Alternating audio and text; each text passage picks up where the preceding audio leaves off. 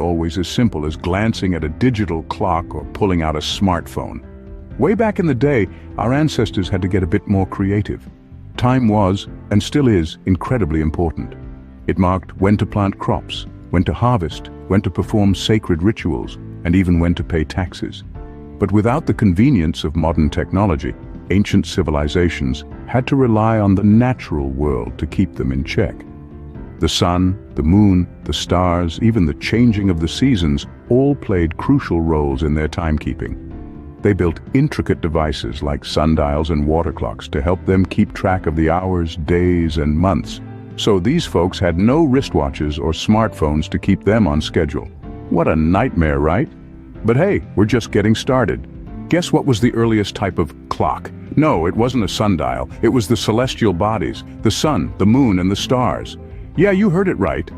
Ancient civilizations were a lot smarter than we give them credit for. They didn't need batteries, electricity, or even a wrist to wear a clock on. They just looked up at the sky. The movement of the sun, moon, and stars were their timekeepers. They observed the patterns of these celestial bodies and used them to calculate the passing of days, months, and even years. Now let's take a trip back in time. Imagine you're an ancient Egyptian or a Mayan. You don't have a smartphone to check the time, no fancy wristwatch. You have to rely on the sky. The sun rising and setting, the phases of the moon, the positioning of the stars. These were your indicators of time. You might be wondering, but how did they keep track of all these movements? Well, that's where their ingenuity comes in. They built structures like the Great Pyramids or Stonehenge that aligned with these celestial bodies at certain times of the year.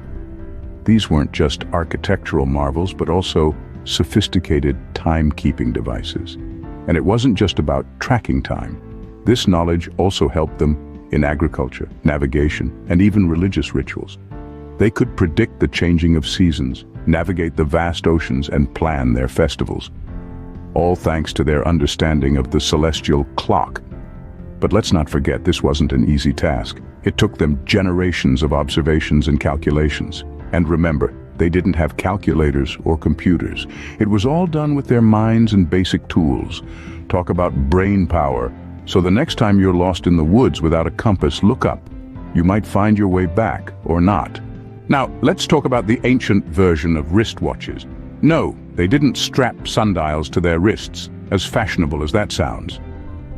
The sundial, one of the earliest tools used to measure time, was a common sight in many ancient civilizations. It was the closest thing they had to a wristwatch, although it was a bit more cumbersome and definitely not portable. The principle behind a sundial is quite simple, really. It uses the position and shadow of the sun to determine the time of day. As the sun moves across the sky, the shadow cast by the gnomon, that's the part that sticks up in the middle, shifts position. This shadow would then fall on hour lines, ingeniously marked around the sundial, dividing the day into segments. Ancient Egyptians, Greeks, and Romans were all known to use sundials, with each civilization adding its unique touch. The Egyptians, for instance, divided their sundials into 12 parts, reflecting their 12-hour daytime. The Romans, on the other hand, played around with the design, creating various shapes and sizes of sundials, some of which could